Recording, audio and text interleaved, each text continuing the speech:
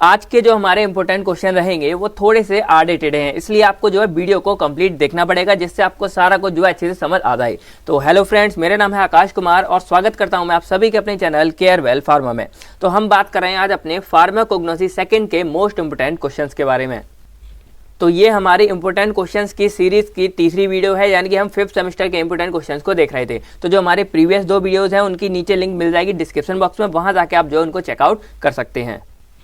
बाकी यहाँ पर बात करते हैं हम सबसे पहले कि हमारी मोस्ट इंपोर्टेंट यूनिट कौन सी रहेंगी। तो ऑब्वियसली बात है, यहाँ पे हमारी सेकंड जो यूनिट है उसमें से सबसे ज़्यादा कंटेंट हमारा आता है। रीज़न आपके सामने है कि यहाँ पर जो हमारी यूनिट है सेकंड, वो 14 आवर्स यानी कि हमारी सबसे ज़्यादा लेंथी सिलेबस को कवर करती है। तो इसलिए क्वेश्चन भी मोस्टली हमारे इससे बनते हैं, ऐसा नहीं ज़्यादा लेकिन मोस्टली इसमें से हमारे बनते हैं। तो ये हमारी रहेगी। बाकी इसमें मोस्टली हमारे जो है 10 मार्क्स में नहीं, 5 और 7 मार्क्स का जो हमारा AKTU में 7 और बाकी यूनिवर्सिटी में 5 मार्क्स के अकॉर्डिंग बनते हैं क्वेश्चन, और बाकी इसमें से 2 मार्क्स के क्वेश्चन बहुत ज़्यादा बनते हैं।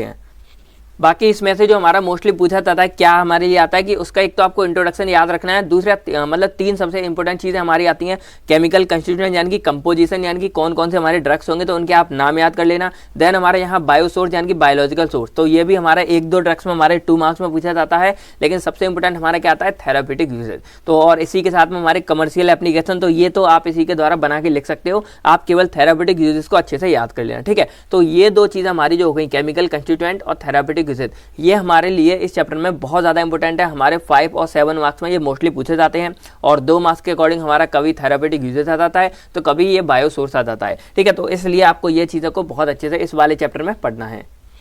बाकी एक आपके लिए यहाँ पर बोनस पॉइंट रह जाएगा कि जो हमारी यूनिट 3rd है वो हमारी इन 5 यूनिट में सबसे छोटी है और सबसे ज़्यादा हमारा इसमें से कंटेंट आता है। मतलब जो हमारा जितना इसमें से आता है उतना ही लगभग आता है 15 से 20 मार्क्स तक। तो अगर आप चाहते हो मतलब पास होना, अच्छे मार्क्स करना, तो ये यूनिट आपकी छोटी है। आप इस यूनिट को पूरा मतलब अच्छे से A to Z पूरी यूनिट को कर लो, आपके 15 से 20 मार्क्स तक इस वाली यूनिट में आराम से आएंगे, तो आप अच्छा स्कोर कर पाओगे। क्योंकि थोड़े बहुत ऑप्शन में भी आते हैं ना, तो ये वाली यूनिट आपके लिए मच मोर इंपॉर्टेंट है, शॉर्ट है, छोटी है, और आप इसको कवर भी कर सकते हो पूरी की पूरी यूनिट को, ठीक है। तो इसको आप बहुत अच्छे से कर लेना। बाकी हमारी 4th और 5th यूनिट भी है, तो 5th में हमारे थोड़े इंपॉर्टेंट है, हम क्वेश्चन को समझ लेते हैं। और जो हमारी ये 3 यूनिट है, 3rd, 4th और 5th, इन्हीं में से मोस्टली हमारा जो 10 मार्क्स का क्वेश्चन होता है वो हमारा इसमें से बनता है। तो ये भी आप यहाँ पे चेकआउट कर लेना, या फिर हो सकता है तीनों में से एक क्वेश्चन आपके लिए आता है। 3 क्वेश्चन आते हैं ना 10 में, उस अकॉर्डिंग अब हम एक करके यहाँ क्वेश्चन समझते हैं। तो जो हमारी यूनिट 1st है वो यूनिट में सबसे कम कंटेंट हमारा आता है 10 से 15 मार्क्स में, और यहाँ पर मोस्टली हमारे 3-4 क्वेश्चन बनते हैं। सबसे मेन इंपोर्टेंट क्वेश्चन बनता है यहाँ पर सिकमिक एसिड वाला।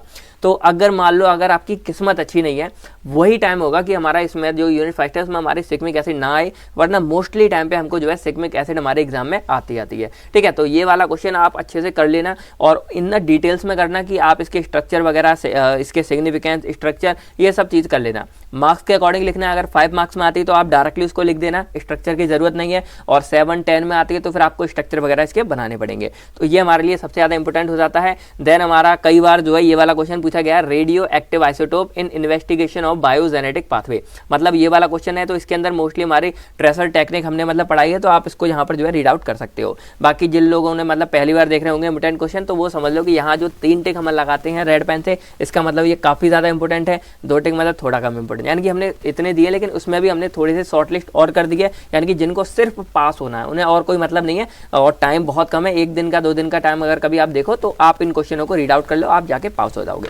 अब बात करते हैं हम अपनी सेकंड यूनिट की, तो ये थोड़ी सी इंपॉर्टेंट हो जाती है। अब इनके क्वेश्चन आपको समझने कैसे है, तो देखो यहाँ पर हमारी 3-4 चीज़ें बनती हैं। पहला हमारा आता है कंपोजिशन, जिसको केमिस्ट्री या अगर केमिस्ट्री लिखा आता है तो आपको स्ट्रक्चर बना देना है उसके, वरना कंपोजिशन आती है तो या फिर इसको हम बोल सकते हैं कंस्टिट्यूएंट, केमिकल कंस्टिट्यूएंट। तो वहाँ पर आपको इनके अंदर कौन कौन से ड्रग्स आते हैं ये आप वीडियो देख लेना, मैंने आप बना चुका हूँ, मतलब मैं सेकंड यूनिट की, वहाँ आपको मिल जाएगी ये चीज़। तो वो हमारे लिए इंपॉर्टेंट है। केमिकल क्लास एक आध बार पूछी जाती है, इतनी ज़्यादा इंपॉर्टेंट नहीं है, लेकिन जो थेराप्यूटिक यूजेस है वो हमारे सबसे ज़्यादा इंपॉर्टेंट हो जाते हैं पूरे सीन में, क्योंकि इसी के द्वारा हमारी कमर्शियल एप्लीकेशन भी बनती है। तो यही हमारा चक्कर है कि ये सबसे ज़्यादा इंपॉर्टेंट चीज़ है। फिर हमारे बायो सोर्स वगैरह हमको याद रखने हैं सबके, तो ये 3-4 चीज़ें बस हमको याद रखनी है। और यहाँ पर जो जैसे आपको सिलेबस दिख रहा होगा, तो यहाँ पर हमारी मेन हेडिंग है एल्कलॉइड, फिर इसके अंदर के पार्ट है।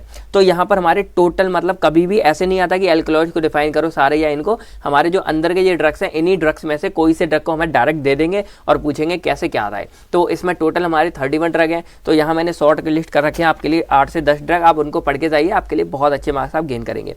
तो यहाँ पर जो हमारा पहला सबसे इंपॉर्टेंट आते हैं, ये हमारा आता है पीटोकार्पस और यहाँ पे हमारा आता है कैटिचो। तो ये हमारे टेनिन्स के अंदर आते हैं यहाँ पर, तो ये दो बहुत ज़्यादा इंपॉर्टेंट है।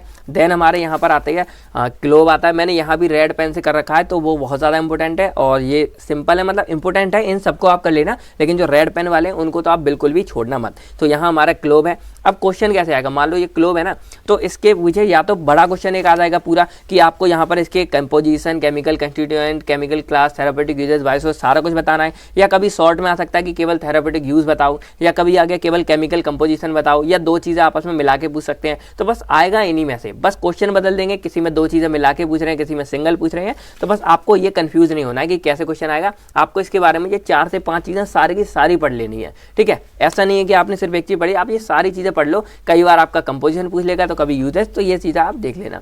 फिर हमारा गिंजर के बारे में कई बार पूछा गया है, फिर ऐसा फोइटेडा या मिर, इन दोनों में से कभी एक आध आ जाता है। फिर हमारे यहाँ सेना, ये बहुत इंपॉर्टेंट है हमारा।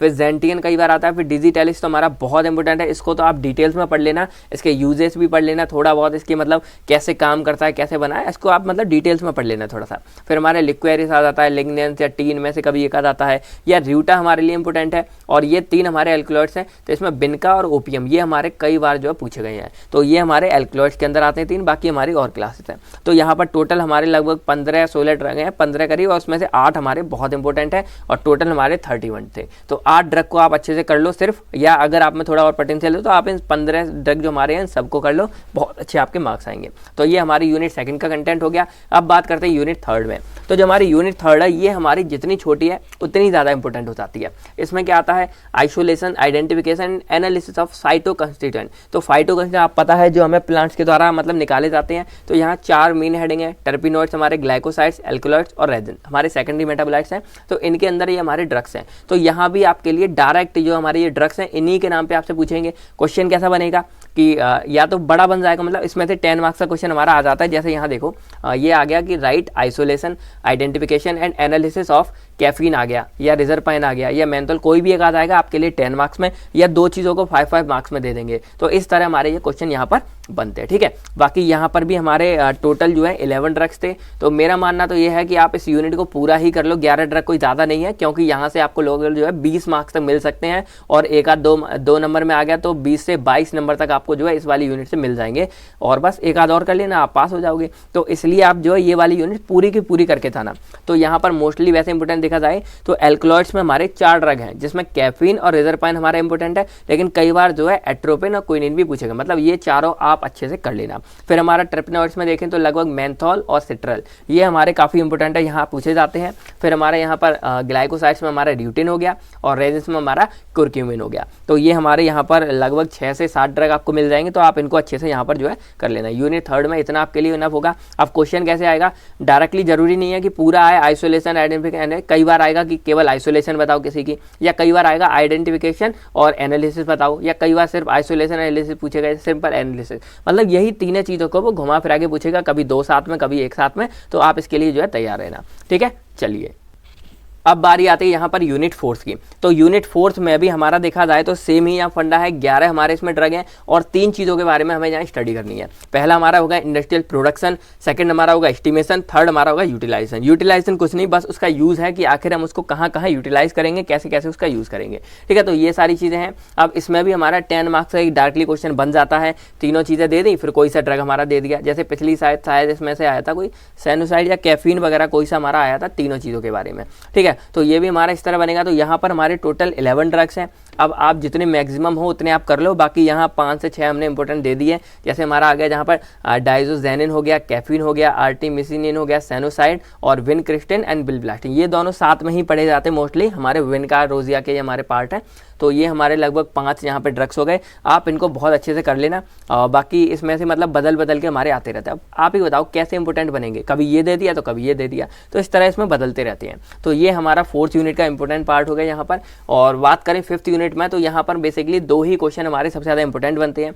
एक हमारा बनता है यहाँ पर जो हमारी लेटेस्ट टेक्निक है जिसमें क्रोमेटोग्राफी, स्पेक्ट्रोस्कोपी और इलेक्ट्रोफोरेसिस 3 चीज़ें थी, तो वहाँ पे सबसे ज़्यादा इंपॉर्टेंट क्रोमेटोग्राफी। आप इस वाले चैप्टर को मतलब पूरा पढ़ जाना, शुरू से लेके एंड तक का छोटे से छोटा पार्ट, यानी कि इसके जो टाइप्स हैं, TLC हो गया, HPLC, HPTLC, सारा कुछ आप पढ़ जाना, क्योंकि ये कभी 2 में आ जाएगा, कभी ये अलग से 5 में आ जाएंगे या 7 में आ जाएंगे, तो इसको आपको बिल्कुल मिस नहीं करना। क्रोमेटोग्राफी को आप बहुत ही अच्छे से और इन ब्रॉड डिटेल्स में आपको जो पढ़ के जाना है, क्योंकि ये बहुत बार जो है पूछा गया है। तो ये क्रोमेटोग्राफी, और अगर ये नहीं आता तो इसके अल्टरनेट में हमारा स्पेक्ट्रोस्कोपी आ जाता है, तो ये काफ़ी ज़्यादा इंपॉर्टेंट है। इसमें जैसे पार्ट होगा IR, स्पेक्ट्रोस्कोपी वगैरह, तो इन दोनों को आपको जो है डिटेल्स में पढ़ना है, और 10 मार्क्स में इसमें से एक क्वेश्चन हमारा फंस जाता है। 10 में नहीं आएगा तो 7 में तो 100% आना ही आना है, ठीक है। तो आप इसको अच्छे से जो है पढ़ लेना। फिर हमारे यहाँ पर जो टेक्निक है, एक्सट्रैक्शन वगैरह क्या होता है, कैसे, ये तो आपको बेसिक पता होगा। फिर इसकी टेक्निक जैसे हमारा परकोलेशन हो गया, या हमारा सॉक्सलेट प्रोसेस जिसको हम हॉट कंटिन्यूस प्रोसेस बोलते हैं वो हो गया, या हमारा एक आधे मॉडर्न में से जैसे PLC हो गया, हमारा प्रेशराइज एक्सट्रैक्शन वाला हो गया, तो इसमें से कोई एक हमारा आ जाता है। मोस्टली चांस हमारे इन दोनों के होते हैं, परकोलेशन के भी नहीं, इतने हमारे इसके चांस होते हैं सॉक्सलेट प्रोसेस के। तो इन दोनों को आप जो अच्छे से यहाँ देख लेना। तो इस तरह ये हमारे कुछ इंपॉर्टेंट क्वेश्चन है, और यहाँ पर इससे देखा जाए तो बहुत सारे हमारे जो है शॉर्टलिस्ट हो गए। अब एक चीज़ आपको कंपलसरी करनी क्या, कि आपको जो 2 मार्क्स वाले क्वेश्चन है वो आपको 100% सॉल्व करके जाने हैं, जाने ही जाने एग्जाम में, मतलब इसके बिना आपको जाना नहीं। रीज़न क्या है, ये हमारे एक तो बड़े क्वेश्चनों को करने में हेल्प करेंगे, जिससे आपको मतलब आइडिया लग जाएगा। दूसरा देखो, इससे हमारी प्रैक्टिस हो रही है। ये मैं ये नहीं कह रहा कि ये क्वेश्चन हमारे सेम ही आते हैं, लॉन्ग वाले मिल जाते हैं, लेकिन 2 वाले हमारे बहुत सारे बन सकते हैं। तो ये चीज़ आपको आइडिया देंगे कैसे क्वेश्चन आते हैं, आपको उनको हेल्प होगी सॉल्व करने में। और ये जो 2 वाले क्वेश्चन है ना, ये कभी कभी फेल और पास का चक्कर डाल देते हैं, तो इसलिए ये मस्ट रिक्वेस्ट है आपसे, मस्ट कंपलसरी है कि आप 2 वाले क्वेश्चन जो है सारे के सारे सॉल्व करो, और खुद से सॉल्व करो यार। ये हमारी तरफ से आपके लिए होमवर्क है, हम सॉल्व कर देंगे तो क्या मतलब रहेगा फिर आप लोग का, आप ही बताइए। ये आप लोगों के लिए, आपको सॉल्व करने अपनी रफ कॉपी में, देन आप एग्जाम देने जाइए। अगर ये भी सॉल्व करके पकड़ा देंगे हम 2 मार्क्स वाले, फिर तो कुछ बचेगा ही नहीं आपके लिए, ठीक है। तो ये आपसे रिक्वेस्ट है, आप ट्राई कीजिए मैक्सिमम क्वेश्चनों को आप यहाँ पे सॉल्व करें। बाकी ये इंपॉर्टेंट क्वेश्चन है, और बाकी ट्राई करेंगे। यूनिट 3 की आपको मतलब सिलेबस वाला काम बहुत जल्दी मिल जाएगा, और बाकी जो भी हमारी वीडियोस होंगी बनी हुई हैं वो आपको नीचे डिस्क्रिप्शन बॉक्स में मिल जाएंगी, वहाँ जाके आप इसको चेकआउट कर लेना, प्लेलिस्ट आप चेक कर लेना, ठीक है। तो अब बारी आती है आप लोगों के लिए क्वेश्चन की। तो यहाँ पर एक क्वेश्चन आपके लिए है, देखो जैसे मैंने यहाँ बताया 2 चीज़ें हमारी आ रही हैं, एक थेरापेटिक यूजेस है, एक कमर्शियल एप्लीकेशन है। तो इन दोनों में आखिर क्या डिफरेंस है, ये आपको जो है कमेंट्स में लिख के बताना है, कि किसी को हम थेरापेटिक यूजेस दे रहे हैं, किसी को कमर्शियल एप्लीकेशन। तो इन दोनों में एक्चुअल में क्या डिफरेंस है, ये आपको कमेंट्स में लिख के बताना है।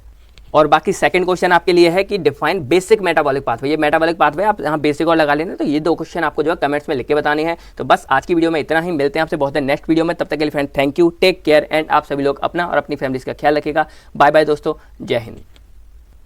और इसकी जो PDF होगी वो आपको वेबसाइट पर मिल जाएगी कुछ टाइम बाद। Bye bye.